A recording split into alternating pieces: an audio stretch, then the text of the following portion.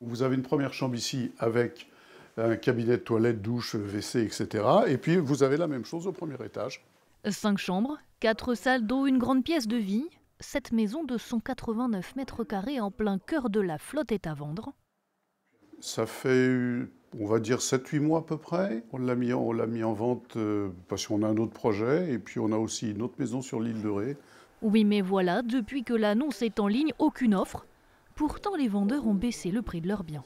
On n'a pas un nombre de vues croissant, c'est plutôt même l'inverse. Et j'ai aucune demande de visite pour le moment. Une situation que ne comprend pas leur agent, d'autant qu'ils ne sont pas les seuls à avoir ce problème.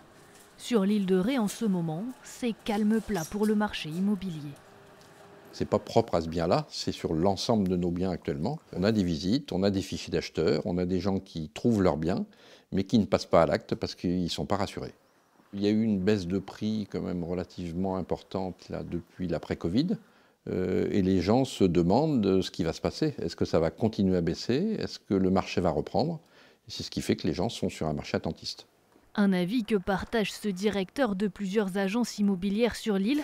Les acheteurs prennent leur temps car plusieurs incertitudes entourent leur achat. C'est sûr que les taux immobiliers sont assez élevés. La tendance politique et économique peuvent aussi dire à certains acquéreurs qu'il vaut mieux être patient.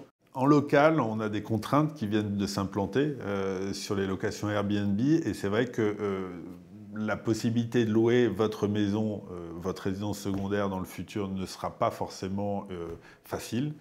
Et c'est vrai que dans ce cadre-là, nous avons des acquéreurs qui du coup hésitent un petit peu ou revoient leur financement. Pour Benoît Frigière, le plus dur de la crise serait en train d'être amorcé. En 2023, 815 transactions immobilières ont eu lieu sur l'île de Ré. Cette année, une centaine de moins devraient être réalisées.